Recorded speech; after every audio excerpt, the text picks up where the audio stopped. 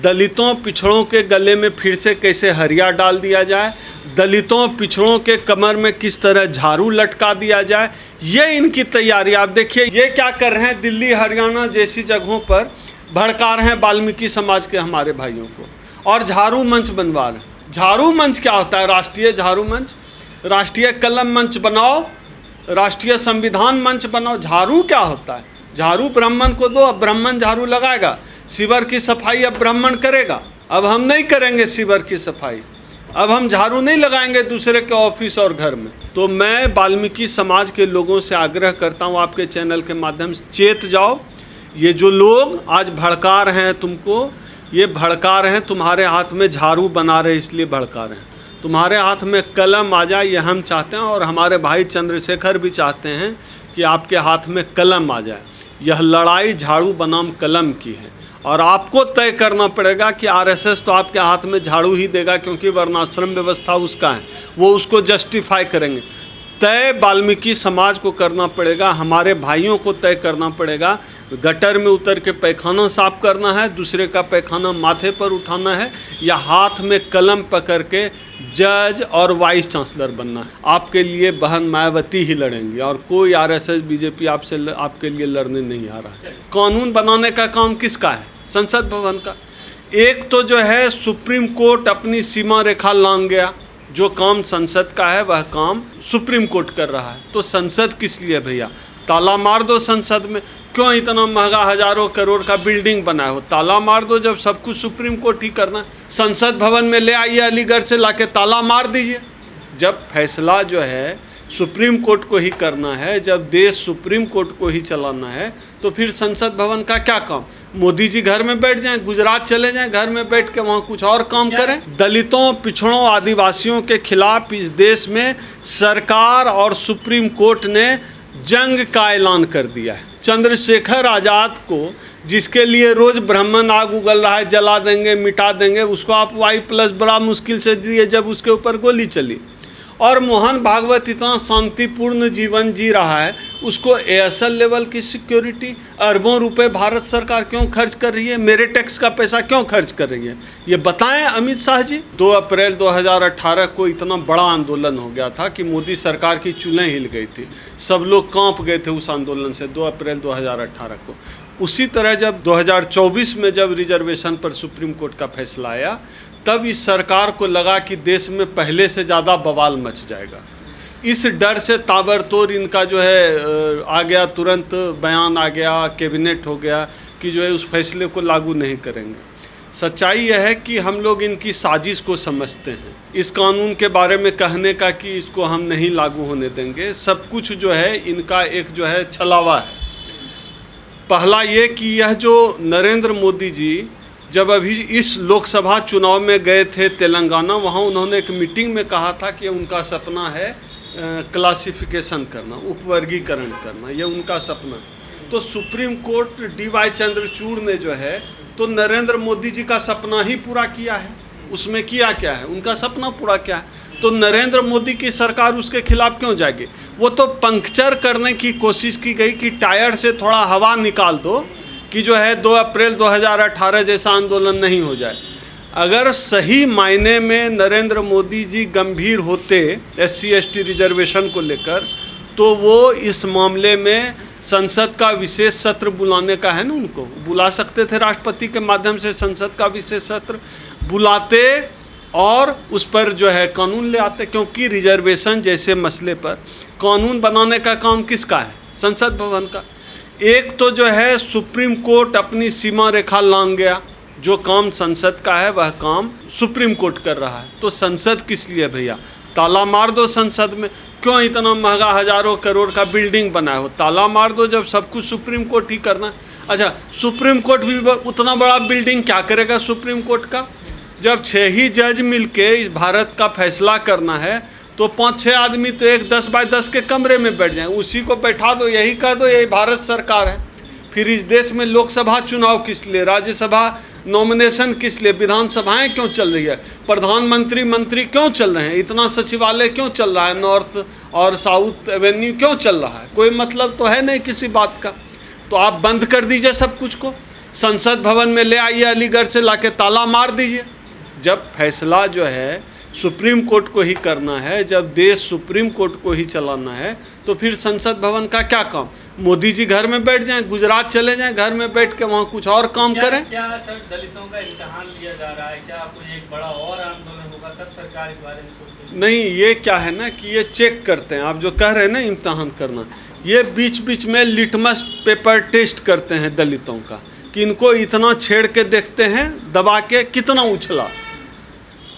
अगर कम उछला तो ठीक है, तो हम लोग इस बार कम उछले तो इन्होंने क्या किया, फिर जो है एट्रोसिटी पे नया सुप्रीम कोर्ट का वर्डिक्ट आ गया कि जाति का नाम लेगा तब जो है कहा जाएगा कि जो है एट्रोसिटी हुआ है, तब वैलिड होगा। इसका मतलब साफ है, यह लोग चेक करते हैं। और एक मुझे तो यह साफ क्लियर दिखता है कि इस देश में दलितों, पिछड़ों, आदिवासियों के खिलाफ इस देश में सरकार और सुप्रीम कोर्ट ने जंग का ऐलान कर दिया है। पता नहीं क्या हो गया इस देश के ब्राह्मणों को, इस देश के सवर्णों को, वो शांति देखना ही नहीं चाहते हैं। सब कुछ इतना बढ़िया चल रहा है, इतना शांत है, इतना खामोश है, इनको चुल मची हुई है। छेड़ देना है दलितों को, रिजर्वेशन छेड़ देना है, SC ST एक्ट छेड़ देना है, और इसके आड़ में कर क्या क्या लेते हैं आप ये देखिए। अभी कल इन्होंने मोहन भागवत को ASL लेवल की सिक्योरिटी दी है। ASL लेवल की सिक्योरिटी बहुत आदमी नहीं समझते हैं। ASL लेवल की सिक्योरिटी राष्ट्रपति को भी नहीं मिलती है, प्रधानमंत्री को मिलती है, गृह मंत्री के पास है। चूँकि सिक्योरिटी वही बांटते हैं तो उनके पास है। ASL लेवल का सिक्योरिटी का एक उदाहरण बता दें, वो अपनी गाड़ी से, जिसको मिली होती है सिक्योरिटी, वो अपनी गाड़ी से भी नहीं चल सकता है, वो चलेगा सरकार के हेलीकॉप्टर से, वायुसेना के हेलीकॉप्टर से। ये इसकी आड़ में क्या कर दिया, चुपके से मोहन भागवत को ASL लेवल का सिक्योरिटी दे। क्यों भैया? मोहन भागवत इस देश पे क्या एहसान कर रहा है?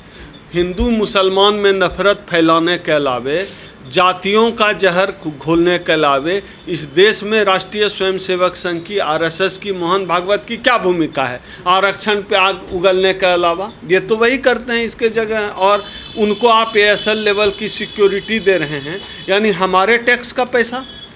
JNU में जो लोग सवाल उठाते हैं कि JNU, DU या तमाम विश्वविद्यालयों में जो हायर एजुकेशन में जो फेलोशिप दे जाती है, वो सरकार के पैसे की बर्बादी है। मोहन भागवत को सिक्योरिटी देना ASL लेवल की, क्या सरकार के पैसे की बर्बादी है? नहीं है या नहीं? मैं जब कोई भी सामान खरीदता हूँ या कोई भी सर्विस लेता हूँ तो मैं टैक्स देता हूँ। मुझे लगता है कि मेरे टैक्स के पैसे से मोहन भागवत को ASL लेवल की सिक्योरिटी नहीं मिलनी चाहिए। ये गलत है, वो सिक्योरिटी वापस होनी चाहिए। क्या हिंदू राष्ट्र बना है, आपका कौन क्या उखाड़ रहा है? ठीक है, सिक्योरिटी मिले, नॉर्मल सिक्योरिटी लीजिए ना, वाई लेवल का लीजिए।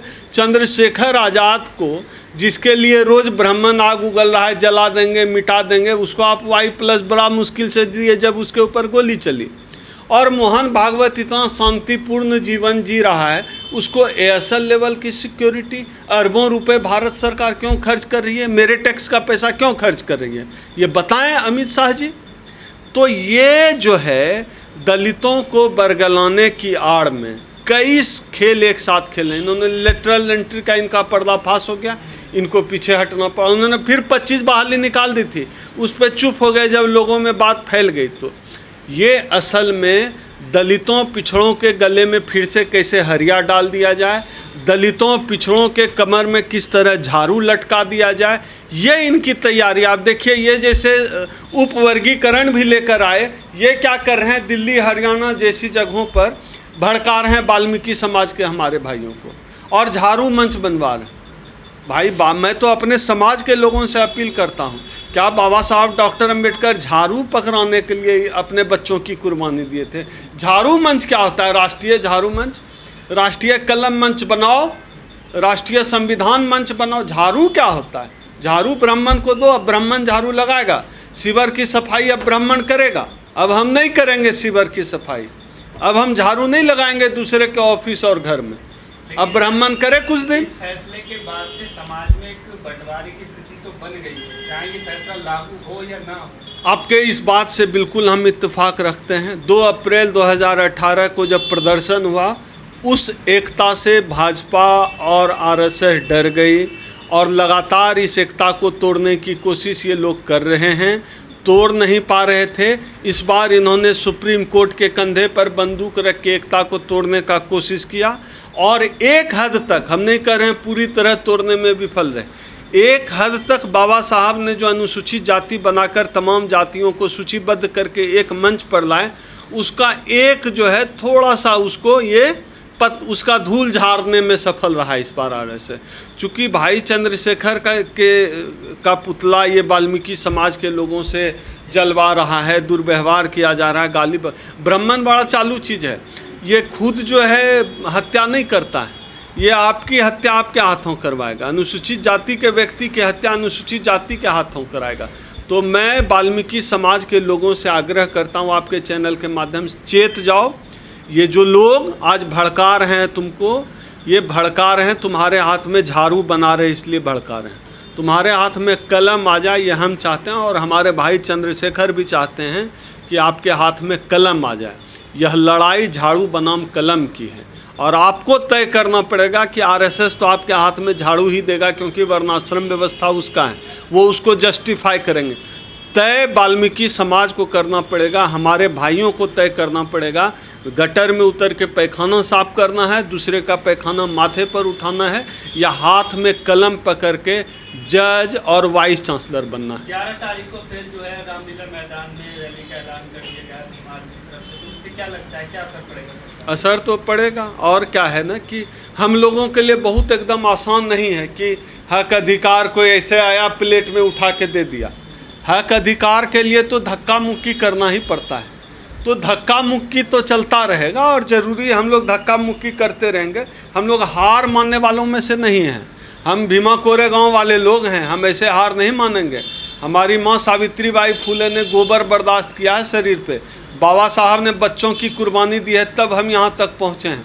इतनी आसानी से थोड़े जाने देंगे। धक्का मुक्की करेंगे, लड़ेंगे, कलम से लड़ेंगे, फावरे से लड़ेंगे, हथियार से लड़ेंगे, आत्मविश्वास से लड़ेंगे, हौसले से लड़ेंगे, संविधान से लड़ेंगे, लड़ते रहेंगे। समाज से क्या अपील करना चाहेंगे लास्ट में 11 तारीख? 11 तारीख को जो कार्यक्रम रखा गया, जो जहाँ पे हैं वहाँ कार्यक्रम करिए। जो दिल्ली आ सकते हैं आइए, लड़ना ज़रूरी है, बिना लड़े कुछ हासिल नहीं होना है। जान जाइए, पानी पीने का हक भी लड़के मिला है, बिना लड़े कुछ नहीं मिलेगा। और मैं समाज के तमाम लोगों से आग्रह करता हूँ, आइए मिलजुल कर लड़ते हैं, मिलजुल कर लड़ेंगे। ये आपस का मन मुटाव हटाइए। ये आरएसएस बीजेपी कभी आपका नहीं होगा। आपके लिए ओम सुधा ही लड़ेगा, आपके लिए भाई चंद्रशेखर ही लड़ेगा, आपके लिए बहन मायावती ही लड़ेंगी, और कोई आरएसएस बीजेपी आपके लिए लड़ने नहीं आ रहा है।